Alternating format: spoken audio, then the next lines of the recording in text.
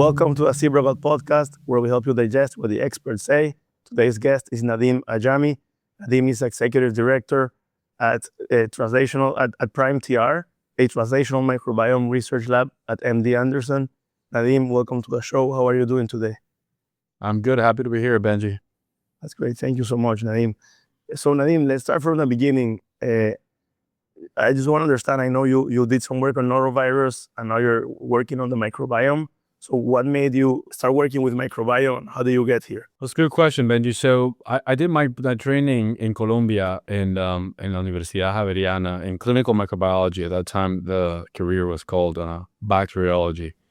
And within my training, I discovered the world of virology, so all the study of the viruses. And I decided to start researching on the kind of viruses or the bugs that make you very sick. A norovirus is one of those examples. It's a bug that you get it by ingesting contaminated food or water, and that causes a lot of GI problems. Meaning you get watery stools, and you can also get a lot of vomiting. And it's a classical virus that is called the cruise ship virus. It's highly contagious. It's highly infective. And there's no real immunity that we developed to that virus. So I spent a lot of time studying that virus. I also brought it into my PhD training here at Baylor College of Medicine and try to characterize sort of the clinical symptoms together with the genetics of the virus. At that time, the virus couldn't be cultured in the lab, so we had limited tools, limited ability to try to grow it and study it like many other models. So we had to study it in humans. And one of the things that we saw was that the virus would, it's highly infective, so it would infect a lot of people, but not everyone would get sick. And we wanted to try to understand why that was. And then we looked into the virus itself, and we look at the host, because, you usually have those two worlds competing, right? The virus will carry some genes that will first make the virus replicate a lot faster, so divide a lot faster, and be more infectious, meaning they could infect multiple different types of cells within the human body. That's usually the recipe for high infectivity. Also, the virus transmission characteristics, meaning that it could survive in the environment for longer. Those ingredients make this recipe highly, highly contagious. But again, we didn't have a way to study it in the lab. We didn't have culture cells where we could infect animals readily and study it. So we turned into human trials. We turned into volunteer studies where we would deliberately give the virus to volunteers and then study. Yeah, we would of course, under institutional review boards approval and all the marks that we needed to check. We would give the virus to volunteers. We would hospitalize them, and we would, of course, offer them all sorts of treatments, but also study everything that we could from those volunteers. So I did that in that setting, and I also did it in the setting where there's naturally occurring infections. I travel to places, including Mexico, to see how travelers, when they sort of change environment, get on a plane, spend some time and in a place where it's not their usual environment, they get sick. We call it traveler's diarrhea. We call it by different names. And one of the culprits, one of the infectious agents is norovirus. So we use that population to also study the dynamics of the virus.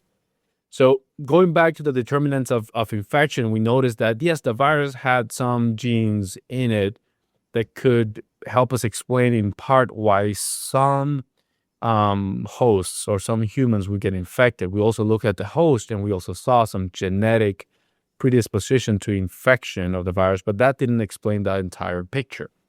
So that made me look to non-virus, non-host factors, and that is what led me to the microbiome. So I told you that this virus infects the GI tract, so your intestine, and in the intestines is where we have the largest concentration and density of bacteria in our bodies. So I formulated a hypothesis that was along these lines. Well, if the virus itself cannot help me explain why someone could develop clinical symptoms after infection, neither the host could help me determine that. Maybe it's the environment around where that infection is happening that could help us determine, which way the infection is going to go.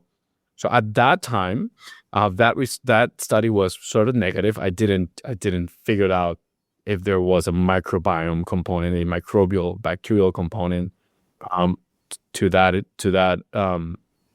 infection.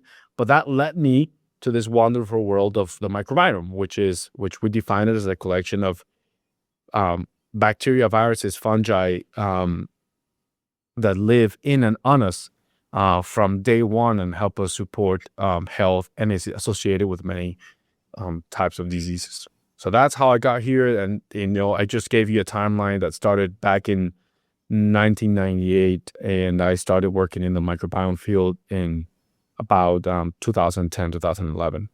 And since then, I've been enamored and become very passionate about this field. It's very, very new.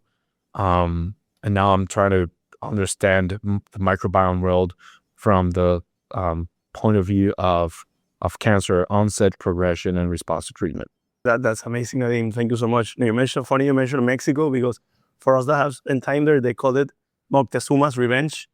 Yeah. In my thesis, I think one of the initial pages of my thesis, I dedicated a few pages to sort of hash out or sort of display all the different names that we know traveler's diarrhea by, and it's quite a long list. It's a very it's a very well known disease. It occurs in travelers that usually travel from very developed nations to underdeveloped or nations that are on their way of becoming more developed. When I've traveled, you sort of let loose a little bit. You end up eating more. You end up drinking more as well.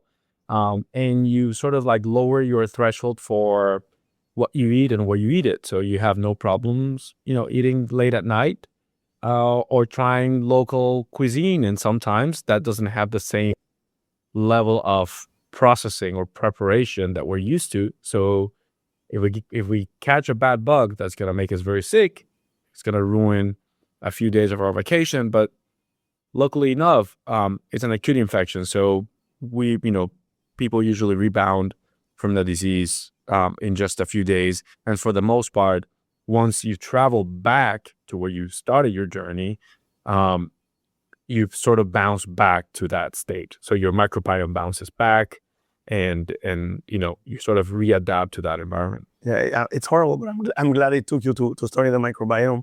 So Nadim, just to level set, before we get into like the microbiome and the cancer and the research you've done, what key concepts most people understand in order to understand, what could be the rest of the conversation? I mean, the first thing to know that I like to start with is that for every bad bug that you know about, E. coli makes you sick. Helicobacter pylori could give you gastric cancer. Human papillomavirus could give you cervical cancer. Epstein-Barr virus associated with other types of cancer. Clostridium difficile gives you a nasty type of colitis. Of course, there are very nasty bugs out there that make you really sick. But the message is this: for every bad bug that you know about, there are thousands and thousands and thousands of bugs that are with you every day of your life that help support your system, that help support your health. We tend to know about the negative ones, and we tend to forget that there's an ecology, flourishing ecology of beneficial microbes that help us support our health. They help us metabolize food that otherwise we couldn't. Fiber is a good example of that. Produce all sorts of molecules that help us, again, sustain our health and help train our immune system since day one. And again, all these things combined, these are relationships that have developed over millennia. So yes, there's some bugs that make you sick, but there's a lot more that support your health. So that's one key concept. The other key concept is that none of this is new. We've known about this for ages. the fathers of medicine used to say that all diseases start in the gut. And that was after observations that a lot of diseases will have symptomatology starting in the GI, in the gastrointestinal tract. So we've known this. We've known that if you address those symptoms, you could bring a lot of benefit to those that are ill. But what has changed is the technology that we use to learn about the bugs and the host at the same time. So about 20 years ago or more, we started applying the same technology that led to the sequencing, high throughput sequencing of the human genome, sequencing of the metagenome. So this is beyond the human genome. So what we call metagenome is the collection of everything that is not human, which is primarily bacteria. So get this, Benji, for every human cell that you have in your body, adult, we have a bacterial cell. The ratio is almost 1-to-1. 1-to-1. That blew my mind. But then this next fact is what really drives me nuts. For every human gene that you have in your body, which is about 30,000 genes, we could have 100 or 1,000 more bacterial genes in our body. The genetic content, if we were to draw a pie chart of the human, and we could assign with the color blue how much of that pie chart is made up of human genes, how much of it is bacterial genes, the human gene fraction will be very small. It's a minority. It's a minority. And the great opportunity for us is that although we're getting better at trying to tweak the human genome with new technologies, the bacterial or the microbial genomic content is inherently modifiable. We know that through diet, through other type of drugs, we can modify the microbiome. So that offers people like me, scientists, a lot of opportunities to study this and translate this into clinical practice. So those two big concepts, a lot more good bugs than the bad ones that we know about. We've known this for millennia or for ages. The relationships have been developed for millennia between humans and bacteria. Actually, any environmental niche that we know about has a microbial component.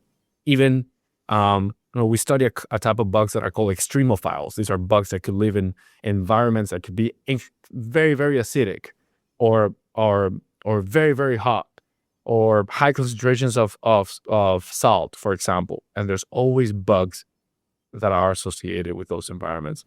If you go and drill, and you take samples from ice caps, deep, you still find aquatic bacteria that are able to survive those environments. So this relationship that started billions of years ago when the Earth was formed helped form the Earth that we know, the planet that we know today, and has have co-evolved and developed until humans were part of that ecosystem. So we are also colonized. So those concepts, right, is bug supporting health, and the technology has led us to now building mountains of science and understanding how the relationship between bacteria, viruses, and fungi interact with the host. That's very impressive. Nadim, and first time we spoke, you mentioned something that stuck with me that I found super interesting. Now you mentioned all the science, and it was something along the lines of 60 years ago, we were doing things that we think now are crazy, right? In the medical perspective, that really stuck with me, and I thought about it a lot since we spoke, in the sense of we don't know what's coming, right? So I don't know if you want to elaborate there, because I think it's very important. You're doing God's work, researching and working on science, and I think it's very important to mention that, right? Yeah, no, I and that's inherently what sort of the motivation behind doing what I do is we rewrite our own story as we go. And science is almost like self-correcting, and I think scientists are trained to understand that concept, and we give ourselves enough leeway to be wrong and be able to correct and be able to write new pages. That's something that perhaps the general population is not trained for. It's wrong to fault a non-scientist for thinking that way, because it's a concept that takes scientists years to develop. And we see this from the early days of training all the way until, we retired, we continue to develop our careers. The imposter syndrome among scientists is huge. Oh, wow. It's and people are now talking more about it when you go to this, conferences and meetings. It's you sort of raise your hand and you get up there in a podium and you start talking about something that you don't know, you think you don't know a lot about, because it may be a field that it's perhaps parallel to yours, or your own discoveries led you to look into something that it's new, pushing the boundaries a little bit, and you don't know enough about that other world, and you feel like you don't know. And sometimes you're talking in front of scientists that you know for sure know more about it. But the great thing, Benji, is that we're writing all these things together. We allow ourselves, again, enough space to be wrong. And I think that, that is the fascinating part about science, is that we get to push the boundaries of knowledge. When I became a grad student, I remember one of my first mentors sat me down and drew a circle and said, well, you're a new grad student. This is the circle of knowledge as of today. And then she took and she drew a little like budding mini circle out of that circumference. And she said, your job is to push that boundary out. So your job is to develop new knowledge. So collectively, we can take the diameter of that circle and expand it, right? And that was a very simple way of saying, you're going to try a million things before you end up figuring something out for the first time, right? You're probably going to know more about that little thing than any other human in this planet. But that is the job of a scientist. And I tell you this story because then with that framework, with that mindset, you can understand how 6 years ago we were doing things that now are not ethical or do not have enough scientific or clinical evidence.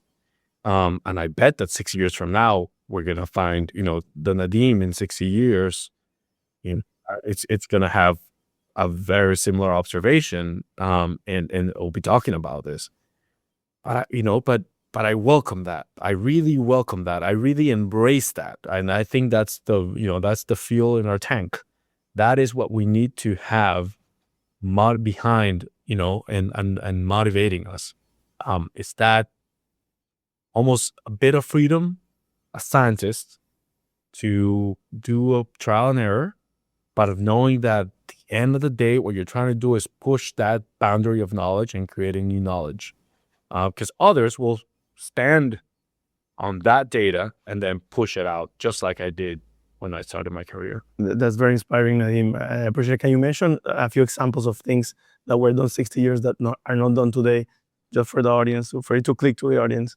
I mean, I'm fascinated about, I'm not a clinician. I'm first disclosure, I'm a scientist. So my training is in first basic research and then translational research, which we'll get into in a minute. But from the clinical perspective, I mean, lobotomies, taking part of your brain out if you had a disease that was thought to originate in your brain or to signal through your brain was common practice for some diseases.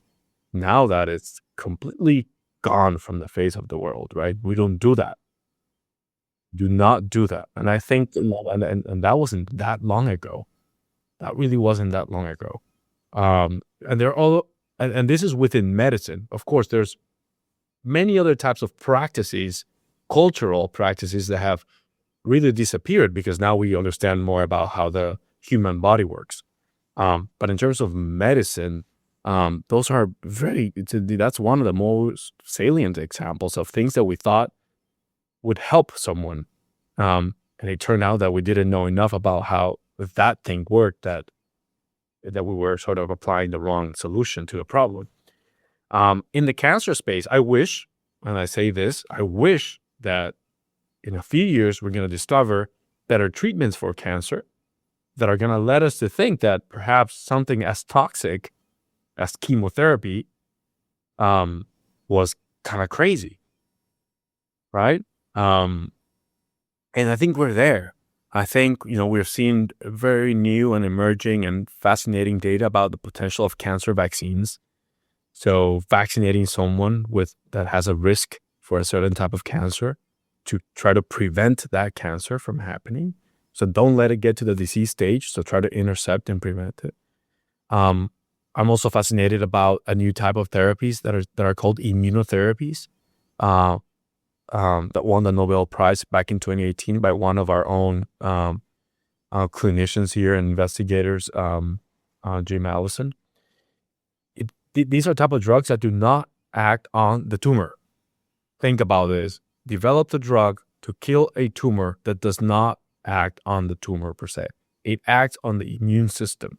So instead of sort of killing the headquarters of the tumor, imagining you're killing you are supercharging the army that it's naturally wired to get rid of tumors and tumor cells and cancer cells, giving them an opportunity to not only kill the existing tumor, but also prevent from new tumors to appear. So that kind of drugs, I mean, these are really miracle drugs that have a lot of potential. And hopefully one day we won't need surgeons to cure cancer. We can deploy the immune system and we can have all this sort of drugs that will sort of melt tumors away without the need of opening anyone up and extracting a tumor. Yeah, I hope so too. Chemotherapy and all that type of treatments are gone hopefully soon. We all have a relative or someone, unfortunately, that suffered from some type of cancer. So I think that's going to be huge, and hopefully that's sooner rather than later, no? Nadim, you're working at translational lab. I didn't know the concept, honestly, before I met you. Can you explain a little bit what that means and what you guys do on a day-to-day basis? Absolutely. So just to put things into categories in science, you have like basic research, basic science, where you're really trying to understand how things work, right?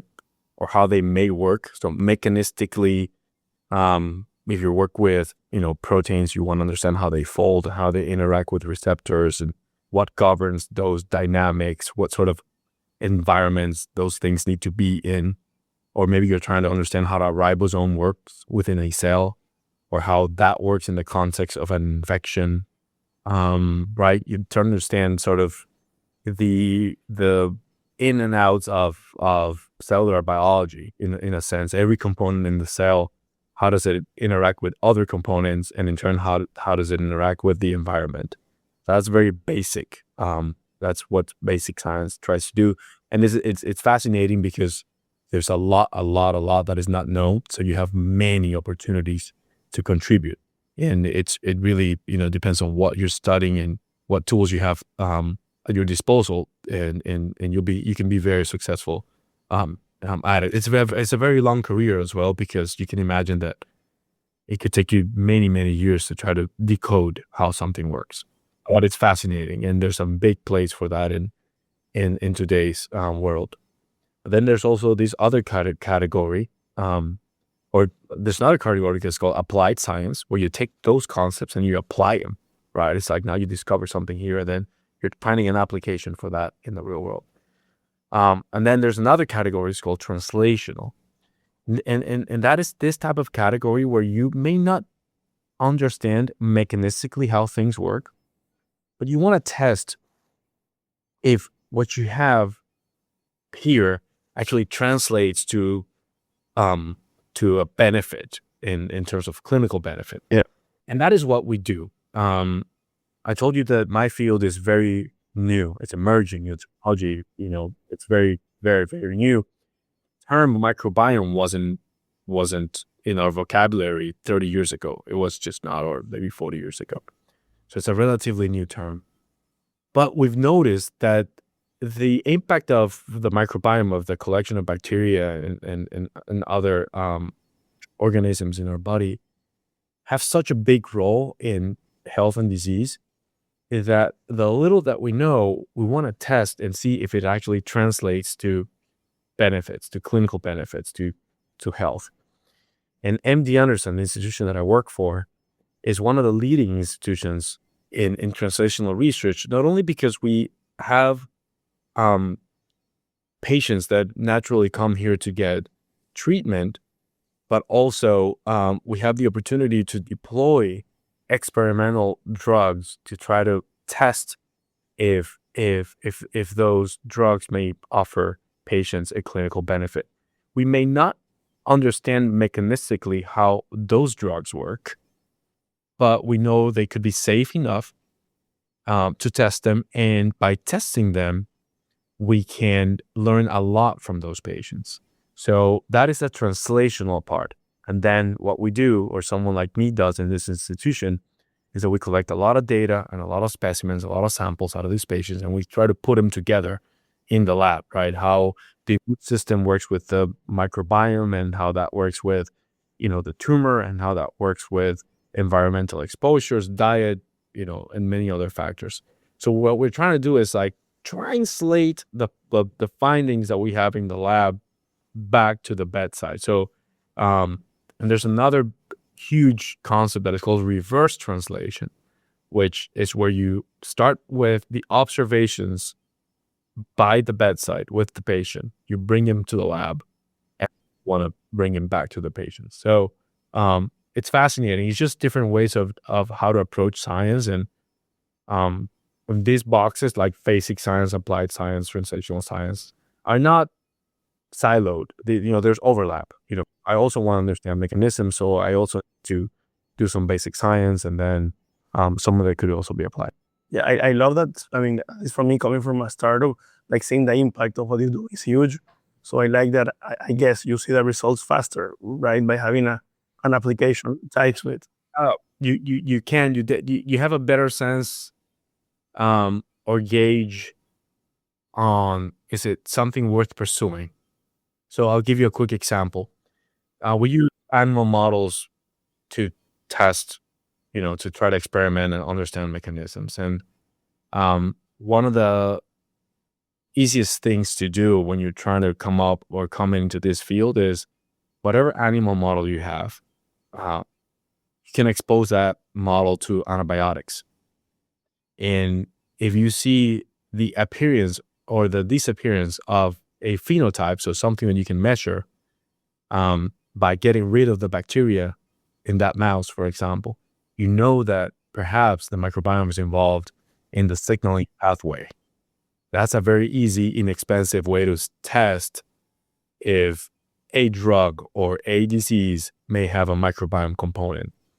If you get rid of the microbiome, does the phenotype, does the disease in any way change or not?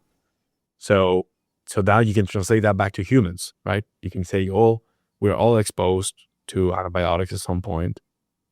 Do we see interruption of, any signaling pathways that are critical for health? Yeah. Nadim, your team found a correlation between the response to cancer treatment and like a imbalance in the guts. Can you elaborate and tell us more about that? Yeah, absolutely, Benji. So as part of what I was telling you is this new class of drugs that are called immunotherapies, that are miracle drugs. They've changed sort of how we treat many different types of cancers. They've decreased the mortality and the recurrence of many, many types of cancers, including melanoma, a very common type of skin cancer. So those drugs came about not too long ago. And one of the initial observations about 2015 was that in those models that I just told you about, if you gave antibiotics, or if you perturb those microbiomes, then you would change sort of the growth rate of those tumors that were implanted in mice, even when exposed to those drugs. So my boss actually took that concept from the mouse experiments, and she's a melanoma surgeon here. She's a physician scientist, melanoma surgeon here at Anderson. And she's decided to study that in humans. And she noticed that melanoma patients treated with immunotherapy that responded to treatment had a different type of microbial composition in their guts. And that was about, we published that in 2018. I was part of that group who published that. And now we've expanded. That field has expanded and had sort of set a framework on how do we study microbiome in cancer in general. So happy to tell you more about it, but that's sort of the beginnings of sort of how the microbes, the therapy, the tumor, and the host, how do those interact all together? Well, that's amazing, Nadim. Nadim, so the people with a good microbiome responded better to therapy. What makes a good microbiome or a bad one, if you will? Good question. Good question. So I told you about how I came to this field. It was also about the time where the NIH had launched this critical and seminal study called the Human Microbiome Project, which had mainly two goals. One, sort of define what the human microbiome was. And second, identify if there was a core microbiome, so something sort of shared across healthy microbiomes across the population that we study. So I think the project was very successful in identifying sort of, what a microbiome is. And we did this with about 300 volunteers. But it sort of, shed a lot of light on the fact that we don't really have a core microbiome per se. And like we looked at oral microbiome, and that was different from skin microbiome. We look at nasal microbiome, that was different from GI microbiomes, from fecal microbiomes. We look at vaginal microbiomes, that was different from everything else. And although, you could imagine there's some overlap between your oral microbiome and your nasal microbiome and the skin microbiome that is around both environments, each harbor its own microbial ecology. So that was really, that was, a very important and foundational study. And that led to the fact that now we're trying to define what healthy microbiomes can be.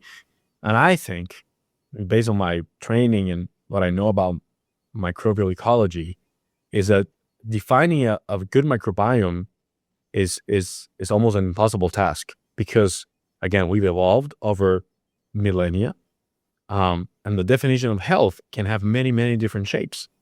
And a healthy state can turn unhealthy even with the same or a similar composition. So we now understand that there's a wide definition of what a healthy microbiome is. But I think where we have a lot more concrete knowledge is on what an unhealthy microbiome is. So we know that we need diversity in certain, ecologies within our body to support a lot of the metabolic functions that we want. That's generally a healthy microbiome. We want sort of that diversity to reflect across. We also know that we want many different functions for that microbiome. We also know that we want redundancy for those microbiomes. So when we see a loss of any of that, we can start thinking about dysbiosis, or an unfavorable state of microbiome as understood and as observed or seen by the host. Healthy microbiomes usually correlate with healthy habits. So if you eat well, if you exercise, if you don't smoke, don't drink, usually you are able to sustain a better microbiome, right? The diversity on your plate equates to the diversity of the bugs in your gut. So that's how we understand these concepts. And I think personally that a lot of the definition comes from the host. So again, you can have similar compositions of microbes in two different hosts, interpreted in two different ways, where you can have the same composition of microbes in the same host, and today it may be interpreted or read by the host in a different way compared to, let's say, tomorrow, because host physiology could also change, and then those signaling pathways are going to lead to a different outcome. I got you. No, that's wow, like a lot to unpack there. Now, so if I want to test my microbiome, if people want to test their microbiome, there's a bunch of tests online. I don't know. I've seen mixed reviews. Some do mRNA, some do like sequencing. Is it like trustworthy, let's say, like the commercial ones we see there, or we need to be in a lab like yours to see our own microbiome? So everything that we do here, and we profile thousands and thousands of microbiomes here in the lab, it's under the concept of a clinical study or a research study. So we have boundaries, we have guidelines, we know what the path is. I would say that in a nutshell, the commercial offerings that we see there offer you a view into what your microbiome is or could be at that time point. So it sort of takes a picture of that microbiome at that time, but do not offer clinically actionable results. Okay. Do not really offer something similar to measuring your blood pressure or measuring your cholesterol, and then a clinician will tell you, you need to take a statin to lower your cholesterol, or you need to do this, and that to lower your blood pressure. If that's the case. We don't have that yet for the microbiome. I think you can potentially make recommendations on how to support microbial health in your gut, for example, but those are not going to be any different from what we already know. Again, good nutrition, good exercise, good habits. If you don't have any deficiencies, you shouldn't be taking any supplements. That's a rule of thumb. When it comes to prebiotics, which is what feeds the bugs, probiotics, which are bugs that are sold with a lot of claims that support all different aspects of health. By the way, we don't endorse any of them for our patients. Or postbiotics, things that the bugs produce. It's we're still creating a lot of science behind this, but that hasn't stopped commercial endeavors in trying to promote these products, either testing or supplements to try to do that. I think we're still a few years away from having an offering that provides concrete guidance on what to do if you find yourself with X, Y, or Z composition of your microbiome. Again, we do it for research purposes, and we're never treating N of ones. I mean, my studies have hundreds, if not thousands, of patients in sample. So we look at things collectively. Yeah. I mean, everyone and their mothers are selling supplements nowadays. And of course, the second you do that, whenever people like you expand the knowledge and you're selling a lot of supplements, you're not going to come and say that they're not great for you. You know what I mean? So I think that's a great point.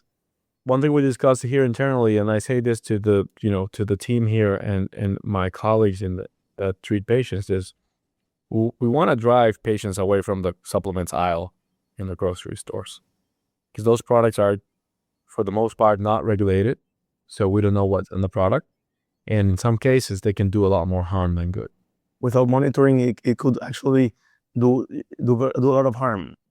Yes. I trust the scientific method. I was trained on it, and I'm a big believer. I know how beneficial it can be. I also know how expensive and how tiring and frustrating it can be. But we've seen the rewards as well, and I decided to stick to it. And that's gonna take time, a lot of money, and a lot of smart people. And sort of that's the path that we chose.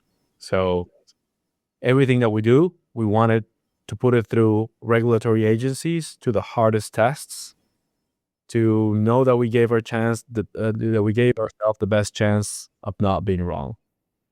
Right, and you, what are the things that could make that could improve the microbiome? I know you did some research on fiber.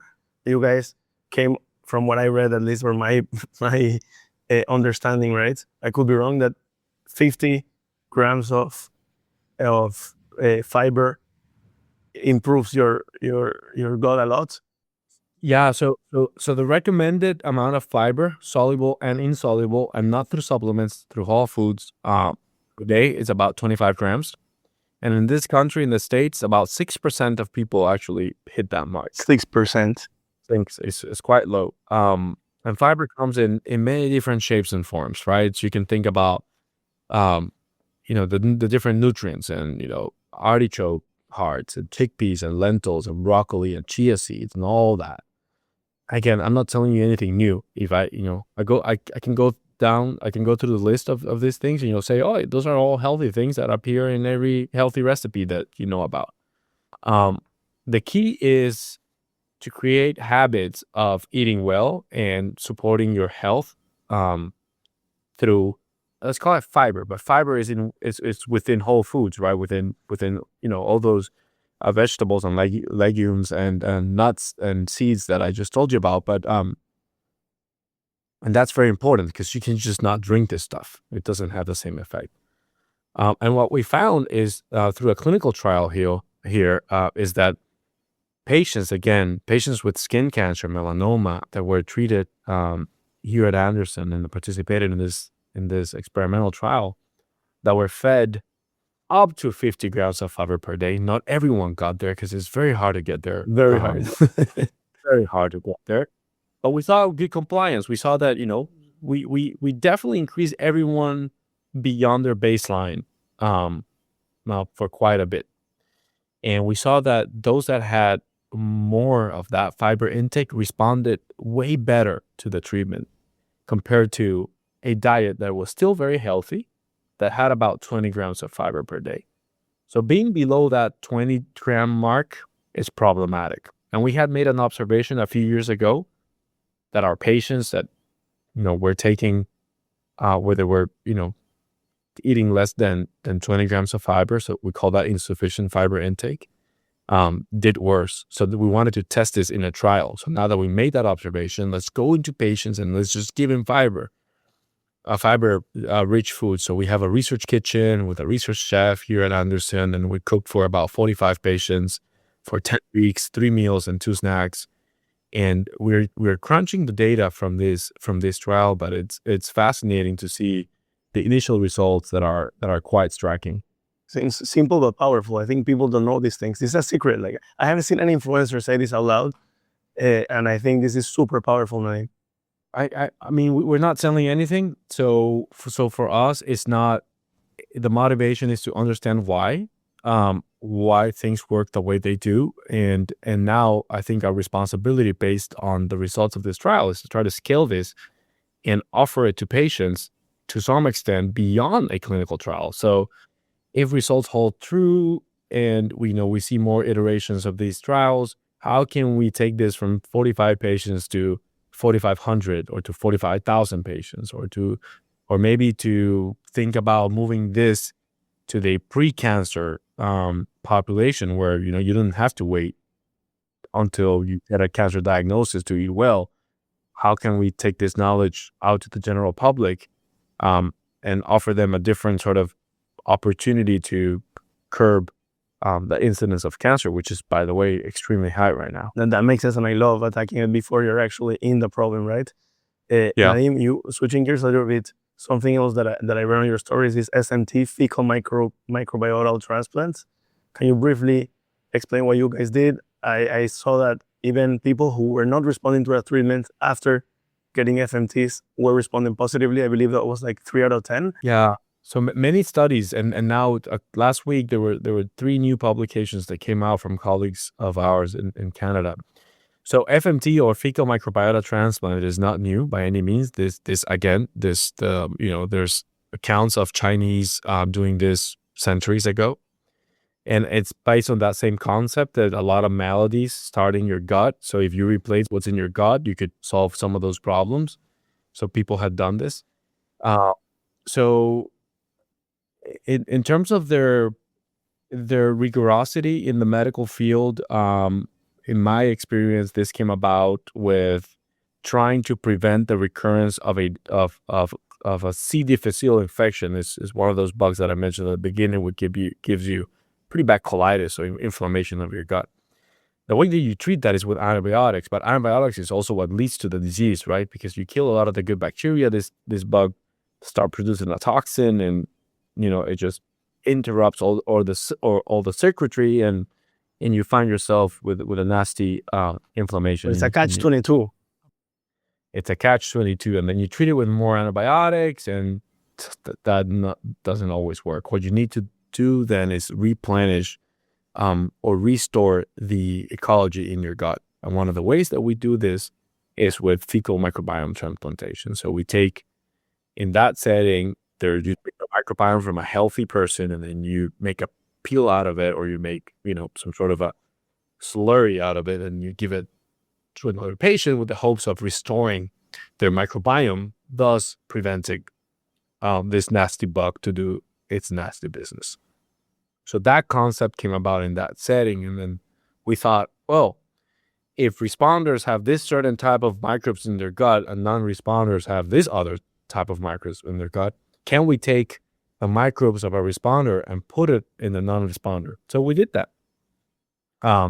2 seminal studies published in 2021 back-to-back in Science. We participated in one with a colleague of ours in Israel, where he had 10 patients that had failed immunotherapy, again, melanoma, had failed immunotherapy, and they were, their bugs, their microbiome was cleared out with antibiotics, and he gave them FMTs from 2 different patients that had previously responded to the treatment. And we saw that in 3 out of those 10 patients that received that FMT, he was able to overcome resistance to immunotherapy. So we go from, in 2015 and 2018, I told you to make the observation that patients had a different composition of microbes in their gut, to now transplanting that composition and overcoming resistance. So you go from association to causation. Now that we know there's a causative effect implicating the microbiome as part of the response to immunotherapy. So again, this was a phenomenal year for our field, and that led to many other developments, to now thinking that perhaps microbial therapies could be a way to treat many different diseases. And that's exactly what we're trying to do here. And now we take this further. So, okay, FMTs are extremely hard to do, and now they have been tried in different settings, beyond cancer. So inflammatory bowel disease, there are some settings like with cognitive disease or neurodegenerative diseases like Alzheimer's and Parkinson's. People have tried that with varying success. But now the concept is, okay, instead of replacing someone's microbiome, can we retweak, replenish, or format the microbiome with different factors? And one of them is diet. So if we feed the microbes the right diet, can we make those microbes, or can we get those microbes to make beneficial molecules that are going to support the health? And that's one of the things we did with this clinical trial that I just told you about. That's super exciting. This flourished and expanded across the board. That's super exciting, Nadim. Quite a playground you had there I would love to visit someday. I think it's fascinating. Nadim, and of all the work you guys do, I imagine in health is very complicated. Nowadays, there's a lot of buzz with all the changes and things going on. What are things that frustrate you? What are you upset about or pissed about the current state of affairs that you wish was different? I mean, I first, I came to this country pursuing knowledge. I wanted to be in the front lines, meaning I wanted to do my own science, and I wanted to have the support, and I also want to have the environment around me that was conducive to growth and sort of, supporting career. I still think that it's very, very possible. Science, to me, is at the top of the human abilities. I think that, and I share this with a lot of different scientists. I mean, we are inherently motivated to do what we do because we have a passion and we love what we do, and we do what we love. So we're pretty fortunate. I hope that environment continues to be the same.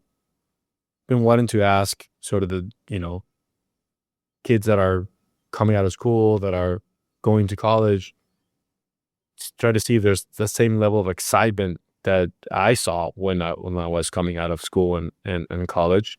And I hope that's the case. I wish we could do more as a community to promote and foment that, to make sure that flame keeps going strong. And for that, you need support from a lot of different corners of society, top down. So perhaps right now we're going through a phase where in this country that compass has moved to a different direction. But our job is to work harder. This is what I tell my team. This is what I discuss with my colleagues. When times get tough, the tough, have to work harder, and that's our responsibility. So it's both, as you said, it's quite a nice playground that I have here, and I completely agree with you. But I also take that as a privilege and a responsibility. So we got to do something with that, with those toys and all that talent and that brain power that we have here. 100%, 100%. And I think it's a marketing problem. Like, kids don't see the cool things you do. Hopefully there's a space for that. I think that the more people see what's possible. I love what you do, Benji.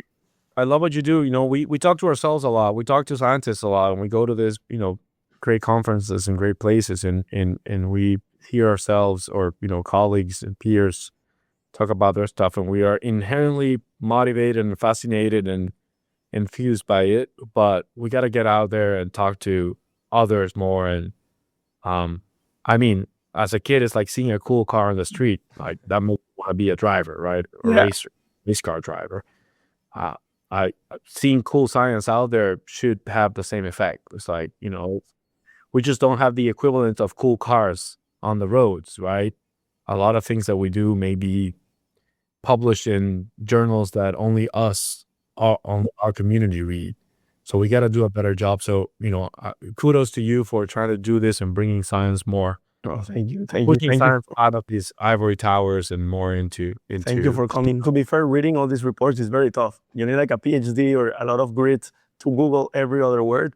But if you push through and all, like, I'll give you a nice and something that I use quite often tool. It's called Notebook LM.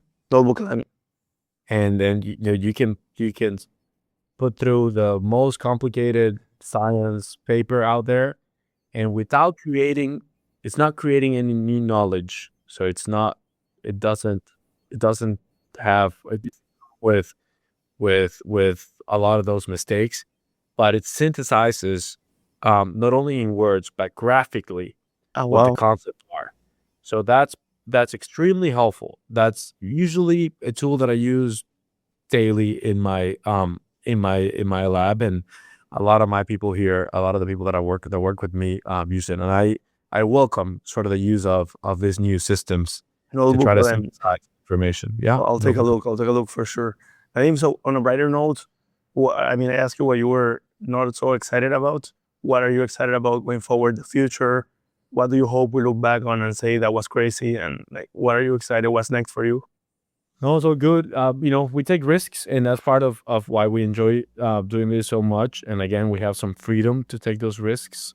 And I'm not really talking about taking risk with patients. We have very good guidelines to try to minimize the risk there. But in terms of science, I love the fact that we have new technology to look closer. So imagine, we have like better microscopes in a way to try to understand how these microbes communicate with the host. And another thing that I'd like to say a lot is that the goal is to carve the new Rosetta Stone that could give hints about the language that the microbes use to communicate with the host. Because when we understand how those two sort of kingdoms interface, then we know which switches to turn on and off, and improve health or prevent diseases altogether. It's an inherent part of our physiology. We are born, the first breath that we take as humans, when we come into this world, we are already colonized with bacteria, and that interaction starts right there. So we decode sort of that language.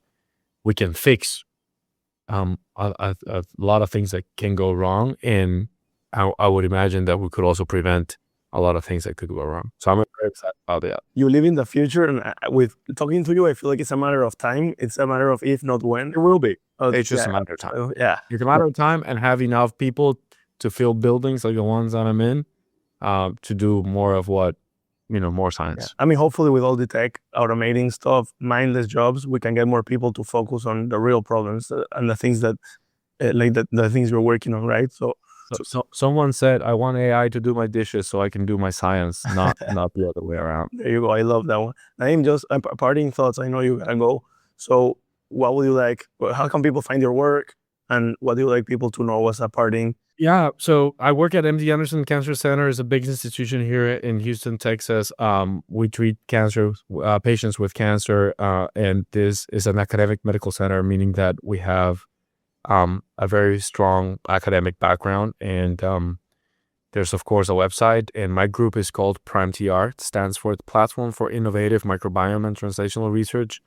I try to be very, very approachable. I told you that we scientists need to do more to talk to non-scientists. So you can hold me to my promise of doing more of that. So if you want to reach out, I'm here. Nadim, thank you so much. It has been very insightful. I had a ton of fun learning. Like, only prepping for this was a lot of fun, and talking to you and listening to the way you explain with metaphors and stuff, it's been very helpful. So again, thank you so much for taking the time, man. Absolutely happy to be here, and hopefully in a few years or perhaps sooner, I can share more progress with you. Amen, man.